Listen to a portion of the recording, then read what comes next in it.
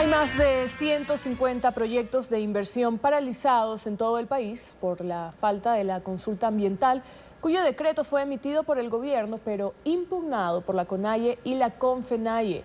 Sin embargo, la Corte Constitucional aceptó algunos amicus curiae, amigos de la Corte, y al momento se encuentra analizando si procede o no el decreto. Carlos. Así es, Alejandra, vamos a revisar este tema y para ello saludamos a José Antonio Dávalos, ministro del Ambiente del Gobierno Nacional. Buenos días, ministro, ¿cómo está? Muy buenos días, qué gusto estar con ustedes. Bien, señor ministro, el Consejo Empresarial Ecuatoriano hizo un comunicado público dirigido a la Corte Constitucional. En él se señalan que hay 176 procesos de consultas ambientales que estaban a punto de obtener las autorizaciones respectivas para comenzar con el desarrollo de varios proyectos productivos, pero que todo esto está suspendido por la demanda de la CONAIE en contra del decreto 754. Para que los televidentes nos entiendan, señor ministro, específicamente, ¿a qué se oponen los demandantes? A ver, en efecto son 178 procesos los que obtuvieron su pronunciamiento favorable al estudio de impacto ambiental, y lo siguiente que ocurre es que pasan a este proceso de consulta ambiental, antes lo llamábamos proceso de participación ciudadana. Y hay 178 que tienen el pronunciamiento y están esperando la consulta ambiental. De esos 178, lo grave es que tenemos 40 gasolineras, tenemos 10 hospitales, de los cuales 6 son públicos, tenemos temas de agricultura, siembra de palma, de camarón, tenemos muchas otras industrias que no son solo la minera. Y la gran oposición a esta consulta ambiental ha sido por decir que es para la minería, cuando en realidad solamente hay 2 procesos de mediana minería que están dentro de estos 178. Otros procesos de minería son para obtener material de construcción. ¿Por qué se necesita una consulta ambiental para poner una gasolinera, por ejemplo, o un hospital? Porque la Corte así lo dispuso. La Corte dijo que, como funcionaba antes, los proyectos que tenían un bajo impacto ambiental se sometían a un registro y no hacían este proceso de participación ciudadana, sino que se comprometían en su primer año a relacionarse con la comunidad. A partir de la sentencia del año 2021 de la Corte Constitucional nos dice que indistintamente a eso tiene que haber un proceso de participación ciudadana, que en este caso es llamado consulta ambiental. ¿Y la CONAIE qué es lo que exige? O sea, ¿cómo cambia para la CONAIE el concepto de consulta? La CONAIE originalmente tiene 3 o 4 argumentos. 2 son de forma, el uno es que no se realizó la consulta prelegislativa, el otro es que debió realizarse a través de una ley y no de un reglamento, y luego en cuanto al fondo dice que se está obviando la consulta previa, libre e informada, que esta norma confunde, y que la consulta ambiental pasa a sustituir la consulta previa, libre e informada. ¿Y cuál es la diferencia entre una consulta ambiental y una consulta libre, informada, previa, etcétera? La consulta previa, libre e informada se realiza a los pueblos, comunidades y nacionalidades indígenas, dice nuestra Constitución, antes del inicio de proyectos del sector extractivo estratégico. ¿Y cómo es eso? ¿Con una votación, con una elección o simplemente un consenso? Eso todavía no está regulado en el país, debe regularse, y efectivamente es un proceso de participación para presentar el proyecto a las comunidades y que éstas puedan pronunciarse si están de acuerdo o no. La consulta ambiental, en cambio, es para todos. De hecho, la Corte dice para todas las comunidades sin distinción de su etnia. O sea, cualquier obra que se haga en una comunidad rural, en una zona rural, necesita una consulta ambiental. Sí. ¿Y cómo es el procedimiento que ideó el Ministerio del Ambiente para hacer esa consulta ambiental? No sé qué tipo de legitimidad tiene, ¿votan todos? ¿Cómo funciona eso? A ver, básicamente, y seré muy breve, nosotros hemos cumplido con lo que la Corte Constitucional establecía de tener una fase que sea informativa y luego una fase de consulta como tal. Antes no se consultaba, solo se informaba. Entonces, en la fase informativa tenemos un periodo para invitaciones, luego se establece un punto de información, le llamamos nosotros, que está por 14 días a disposición de la ciudadanía, y luego se lleva a cabo una asamblea. En esa asamblea se recogen observaciones, se recogen críticas, comentarios, consejos al estudio de impacto ambiental. El proponente está obligado a incorporarlos, nosotros lo aprobamos y pasamos a la fase de consulta.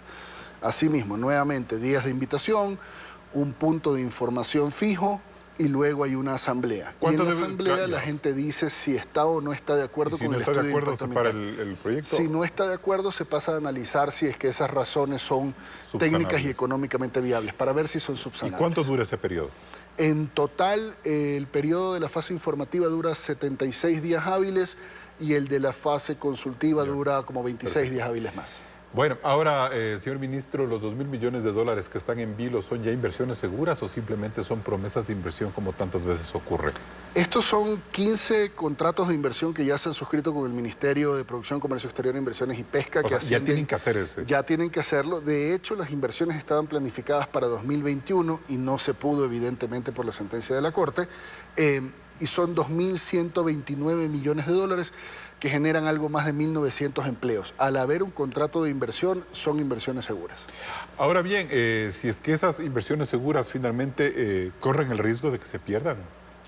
En este momento hay más que riesgo e incertidumbre. No sabemos qué pueda resolver. ¿Qué es lo que debería resolver la Corte? O sea, ¿qué es lo que usted cree sobre qué bandas puede moverse la Corte? Partiendo de los argumentos de los accionantes, dicen que no hubo consulta prelegislativa, pero sí hubo. Hemos presentado todos los sustentos. Tanto sí hubo que la propia CONAIE sacó un comunicado de prensa oponiéndose e instando a las demás comunidades a no participar. Se dice que debió haber sido por ley, pero hemos presentado la sentencia de la Corte Constitucional que dispone al presidente de la República adecuar las normas reglamentarias. Por eso el reglamento. Por eso es un reglamento. Y lo de fondo respecto a que se confunde la consulta previa con la consulta ambiental y la una suple a la otra, no la suple. Son dos distintas y la consulta ambiental, en el caso de los pueblos y nacionalidades indígenas, se convierte en una garantía adicional, pero no reemplaza a la previa libre informada. En derecho, la Corte debería resolver la constitucionalidad de esta norma y levantar esta suspensión ya que sin tiene más para los dilaciones, procesos. ¿no es cierto? Debería serlo, seguro. Ahora, claro, porque el problema es que el país se afecta en el tema de inversión, pero sobre todo las mismas comunidades indígenas donde se citan estos proyectos.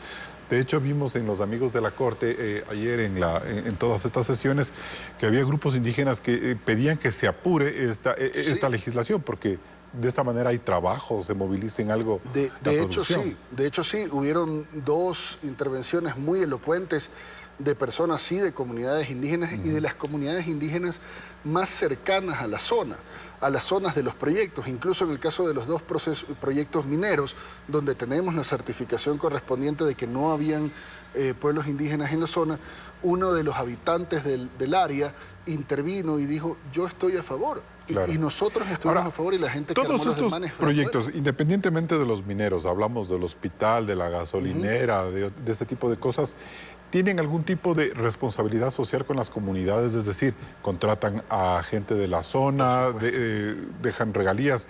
¿De qué manera? Porque también los indígenas pueden decir, no, es que llegan, ponen sus negocios y a nosotros no nos toman ni en cuenta. No, todos tienen un acápite en su plan de manejo ambiental. Todo, hasta por una gasolinera. Todos, un plan de manejo social y un plan ambiental.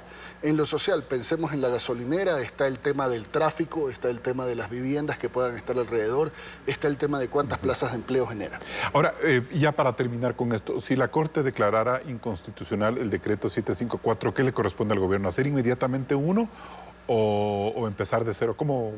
Tendríamos que, la verdad es que no vemos esa opción posible, no en derecho, pero sí, tendríamos que empezar de cero y volver a hacer un nuevo decreto cumpliendo.